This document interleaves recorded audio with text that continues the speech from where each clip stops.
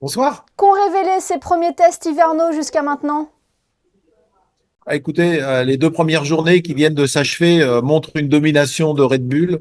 On a l'impression de revivre un petit peu la saison 2023 avec un Max Verstappen qui a écrasé la concurrence hier en mettant plus d'une seconde aux autres écuries. Alors certes, les chronos ne veulent pas dire forcément grand-chose puisque nous sommes sur des tests hivernaux. Il faut régler ces voitures. Elles sont toutes nouvelles, surtout chez Red Bull où on a revu totalement le concept de la RB19 avec cette saison, donc la RB20. Donc on est aujourd'hui encore avec quelques points d'interrogation, mais la sensation est quand même très forte. Red Bull va à nouveau dominer la saison 2024. Voilà, c'est la première fois que les pilotes conduisent leur monoplace sur circuit, hein.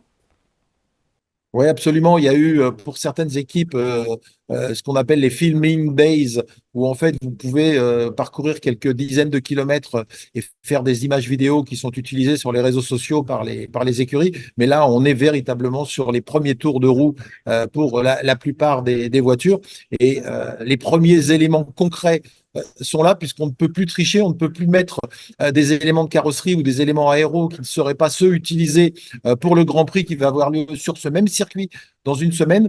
Donc, les cartes commencent à être abattues et on commence à avoir une idée assez claire de ce que pourrait être la grille, ou en tout cas les premiers éléments de grille pour le premier Grand Prix de l'année. Et là, c'est la RB20, celle de Red Bull qui sort du lot.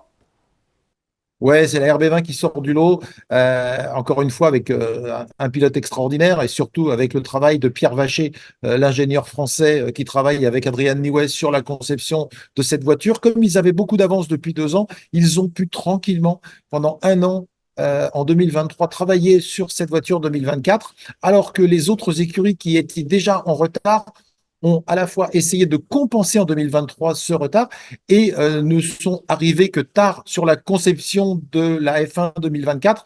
Donc, quelque part, on retrouve le même écart potentiel entre Red Bull et Mercedes et Ferrari et McLaren qui semblent être derrière les équipes avec les voitures les plus compétitives. Et est-ce que cela peut être la passe de 4 pour Verstappen cette saison?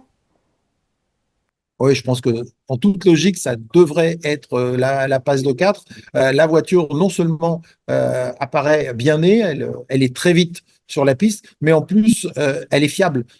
Sur les 125, 126 tours qu'a pu réaliser Max Verstappen, il y a eu quelques petites nécessités de réglage et de petites reprises mécaniques, mais globalement, cette voiture qui est toute nouvelle, eh bien, fonctionne et elle accumule les tours. Le rythme de course comme les rythmes de qualification sont déjà là.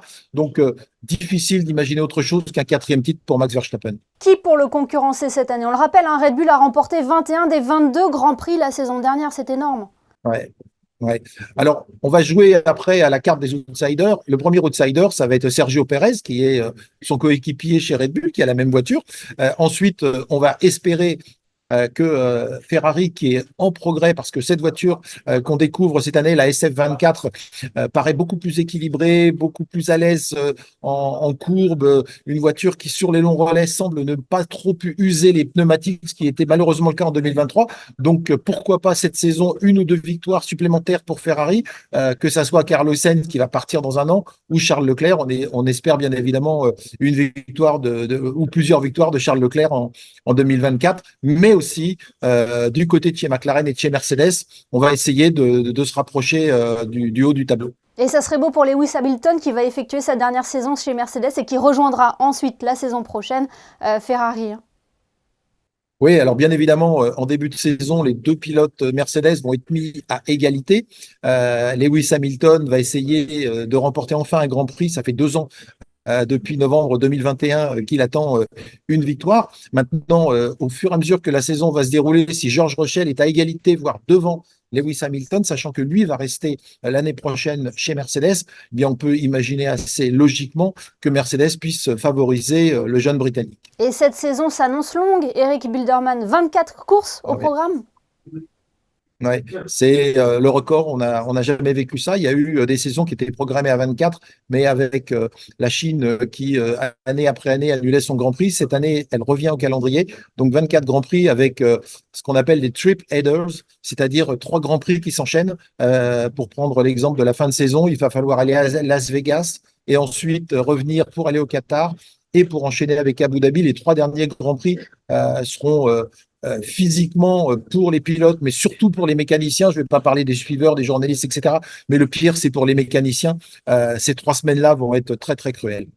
Eh bien, merci beaucoup, Eric Bilderman, d'avoir été avec nous depuis Bahreïn pour analyser ces premiers tests hivernaux avant le début de la saison, le 2 mars prochain, sur ce même circuit. Merci beaucoup. À bientôt.